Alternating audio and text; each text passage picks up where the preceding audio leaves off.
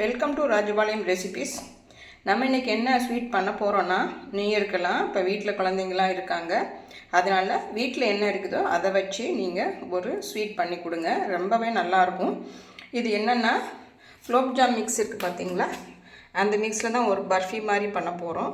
பர்ஃபின்ல ஒரு ஸ்வீட் தான். அதுக்கு இது குலோப்ஜாம் மிக்ஸு, இது பால் பவுடர். இது 3/4 கப்புன்னா இது ரெண்டுமே ஒரே அளவு எடுத்துக்கோங்க. அதுக்கு இந்த கப்பில் 1 கப் சர்க்கரை, கொஞ்சம் இந்த மாதிரி பாதாம் ஃப்ளேக்ஸ் வச்சுக்கோங்க, கொஞ்சம் டூட்டி ஃப்ரூட்டி வச்சுக்கோங்க, கொஞ்சம் ஏலக்காய் பொடி பண்ணி வச்சுருக்கோம். அவ்வளோதான், வேறு எதுவுமே இல்லை. ரொம்ப ஈஸியாக செகண்டில் செஞ்சிடலாம். ஒரு அரை மணி நேரத்துலேயே நம்ம இந்த ஸ்வீட் பண்ணிடலாம். இந்த மாதிரி தட்டில் நம்ம நெய் தடவை வச்சுட்டு அது செஞ்சு எடுத்துகிட்டு வந்துடலாம். இப்போ எப்படி பண்ணுறதுன்னு பார்த்துடலாம் வாங்க. இப்போ ஸ்டவ் ஆன் பண்ணிக்கலாம்.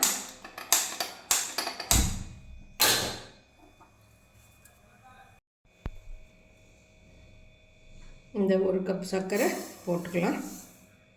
இது கேரமல் பண்ணியும் பண்ணலாம், ஆனால் இது ரொம்ப நல்லா டேஸ்ட்டாக வரும்.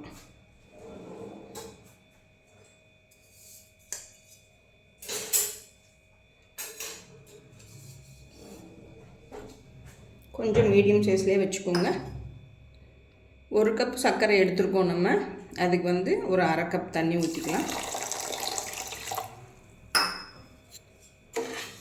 இது நல்லா சர்க்கரை கரையட்டும். கரைஞ்சி கம்பிப்பதம் வரணுங்க, ரொம்ப இல்லை, சும்மா ஒரு கம்பிப்பதம் வந்தால் போதும்.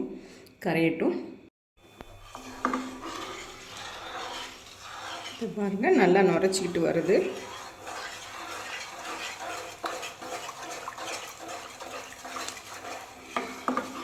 ஆனால் இன்னும் கரையணுங்க. நல்லா கரைச்சிட்டு பிசுக்குத்தன்மை வந்துடும் பார்த்தீங்களா, அந்த அளவுக்கு வரணும். இது ஈஸியாக செஞ்சிடலாம். குலோப்ஜாம் மிக்ஸ் வச்சு இதை வச்சு அல்வா பண்ணலாம், கேக் பண்ணலாம், எல்லாமே பண்ணலாம். இது ரொம்ப ஈஸியாக இருக்கும்.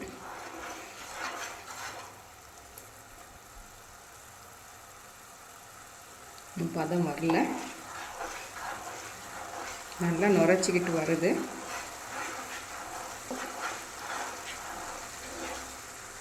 இந்த மாதிரி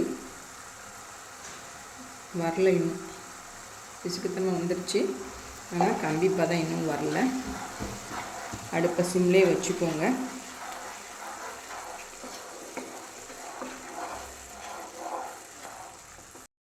நான் 2 மாவையுமே இந்த மாதிரி கலந்து சலிச்சிக்கிட்டேன். ஏன்னா அதில் கொஞ்சம் ஏதாவது திப்பி இருந்ததுன்னு வச்சுக்கோங்களேன், நல்லா இருக்காதுன்னு சொல்லிட்டு இப்போ தான் இந்த ஐடியா இந்த மாதிரி பண்ணிகிட்ருக்கேன். நல்லாவே வந்துருச்சு. கொஞ்சம் அப்படி இருந்தது, அதனால் நம்ம அதை எடுத்துட்டோம். இப்போ இதை சர்க்கரை பாகில் போட்டுடலாம்.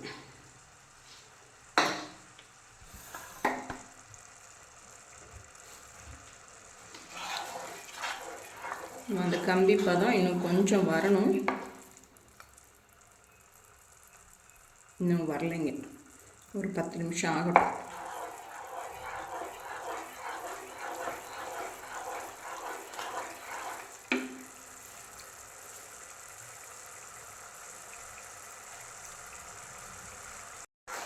இப்போ நல்லா நுரைச்சி வந்துருச்சுங்க. இப்போ பார்த்துடலாம் கம்பி பதம் வந்துருச்சான்னு. கையில் ஈரம் தொட்டுட்டு இன்னும் கொஞ்சம் வரணுங்க.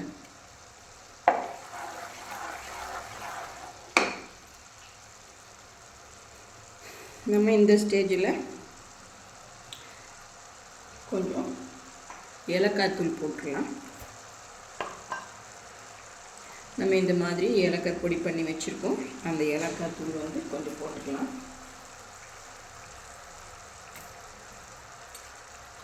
இது ஏலக்காய் தோல் இல்லாமல் இருக்கும் பார்த்தீங்களா, அந்த உள்ளே இருக்க விதை, அதை வச்சு தான் நம்ம பண்ணுறோம். அது ரொம்ப டேஸ்ட் கொடுக்கும். நீங்கள் அதை வாங்கிட்டீங்கன்னு வச்சுக்கோங்களேன், சூப்பராக இருக்கும். போட்டுட்டு நல்லாவே வந்துருச்சு இப்போது பதம். இதில் இந்த அளவுக்கு நம்ம கொஞ்சம் டூட்டி ஃப்ரூட்டி போட்டுக்கலாம். அப்புறம் அந்த பிளேட்லேயும் கொஞ்சம் போடணும், அதனால் நம்ம எடுத்து வச்சுருக்கோம். இதில் கொஞ்சம் கொஞ்சம் போட்டுக்கலாம், எல்லாம் கலந்து வர்றதுக்காக. அப்புறம் நம்ம அழகுக்காக மேலே கொஞ்சம் தூவி விட்டுக்கலாம்.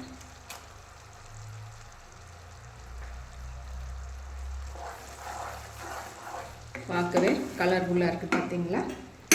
இப்போ இந்த மாவை கொஞ்சம் கொஞ்சமாக போட்டுடலாம்.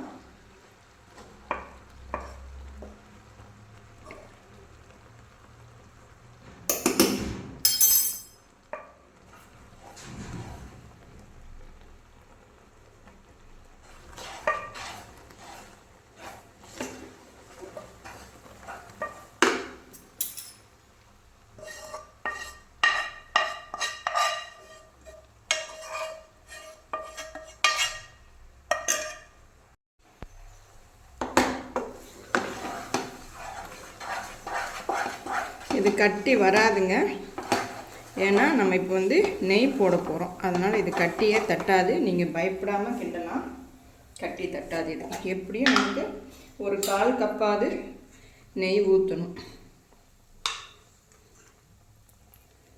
இப்போதைக்கு ஒரு 2 ஸ்பூன் போட்டிருக்கோம்.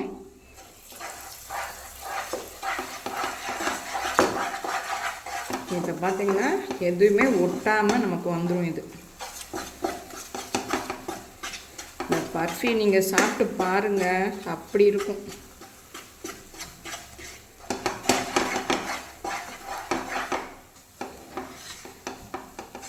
இன்னும் கொஞ்சம் நெய் விடணும், கொஞ்சம் வேகணும் மாவு. ஒரு சில பேர் இது ஃபஸ்ட்டே நெய் விட்டு வறுத்துட்டு கூட பண்ணுவாங்க, ஆனால் அது தேவையில்லைங்க. பால் பவுடர் போய் என்ன வறுக்கிறது, அதனால் நான் அப்படியே போட்டுட்டேன்.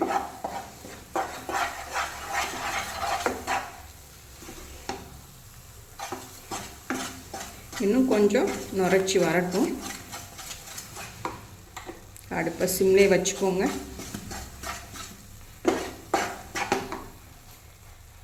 இப்போ ட்ரேயில் வந்து நம்ம நெய் தடவிட்டு வந்துடலாம்.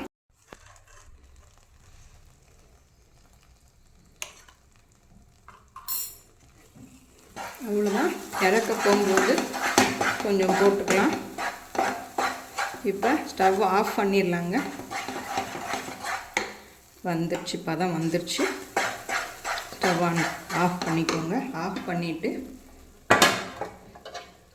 இப்போ நல்லாவே ட்ரேயில் நல்லா நெய் இந்த மாதிரி தடவிக்கோங்க.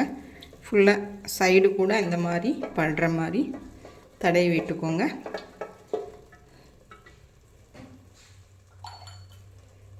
தடவிட்டு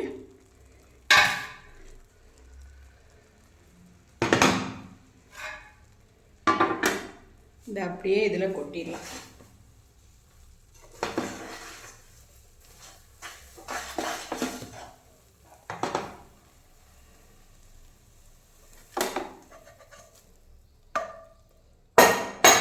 கொஞ்சம் கூட ஒட்டலை, பாத்திரத்தில் வந்து கொஞ்சம் கூட ஒட்டலை. இப்போ நம்ம வந்து இதை கரெக்டாக சமன் பண்ணிக்கலாம்.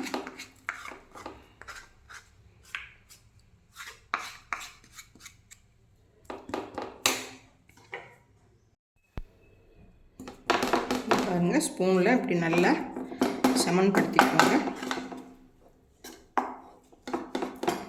உங்களுக்கு அப்போ தான் கரெக்டாக அளவில் பீஸ் போட முடியும். மேலே கொஞ்சம் இப்படி நெய் போட்டுட்டு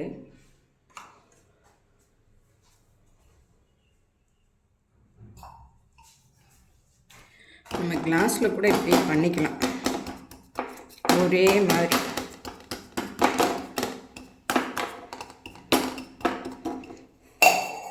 இப்போ வந்து கொஞ்சம் மிச்சம் இருக்க அந்த டூட்டி ஃப்ரூட்டியை இந்த மாதிரி போட்டுக்கோங்க.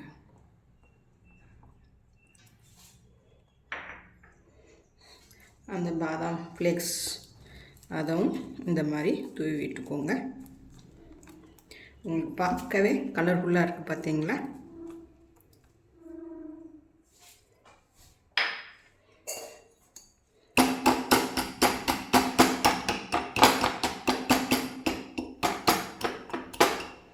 இது கொஞ்சம் ஒரு 2 மணி நேரம் ரெஸ்ட் விட்டுடலாம், அதுக்கப்புறம் பார்த்துடலாம். இப்போ பாருங்கள், நம்ம கரெக்டாக கொஞ்ச நேரம்தான் ஆச்சு, ஆனாலும் நல்லாவே செட் ஆகிடுச்சு. இப்போ கொஞ்சம் அந்த சூடு இருக்கும்போதே நம்ம இந்த மாதிரி கட் பண்ணிட்டா தான் கரெக்டாக வரும். அதனால் நான் பண்ணிகிட்ருக்கேன். நீங்கள் உங்கள் இஷ்டத்துக்கு குட்டி குட்டியாகவும் பண்ணலாம், இல்லை இந்த மாதிரி பெருசாகவும் பண்ணலாம், நம்ம இஷ்டம்தான். இப்போ நியூ இயருக்காக லீவில் குழந்தைங்கள்லாம் வீட்டில் இருப்பாங்க. இது வீட்டில் இருக்க எப்படியுமே பால் பவுடர் எல்லார் வீட்லேயுமே இருக்கும். அதனால் இந்த மாதிரி குலோப்ஜாம் இப்போல்லாம் ஒன்று வாங்கினா ஒன்று ஃப்ரீன்னு கொடுக்குறாங்க பாருங்கள். ஒன்று வந்து குலோப்ஜாம் பண்ணுங்கள், ஒன்று இந்த மாதிரி பண்ணுங்கள். இப்போ பாருங்கள் அழகா. இன்னும் கொஞ்சம் செட் ஆகணுங்க, கொஞ்சம் நேரம் ஆகட்டும். இப்போ உடையிற மாதிரி இருக்குது, இன்னும் கொஞ்சம் நேரம் ஆனால் செட் ஆகிடும், அதுக்கப்புறம் பார்த்துடலாம். ரொம்ப நல்லா அழகாக வந்திருக்குது. இந்த குலோப்ஜாம் மிக்ஸோட நம்ம செஞ்ச இந்த ஸ்வீட் பர்ஃபி சூப்பராக வந்திருக்குது. நீங்களும் செஞ்சு பாருங்கள். செஞ்சு பார்த்துட்டு எனக்கு கமெண்ட் பண்ணுங்கள். ரொம்ப ஈஸி தான்.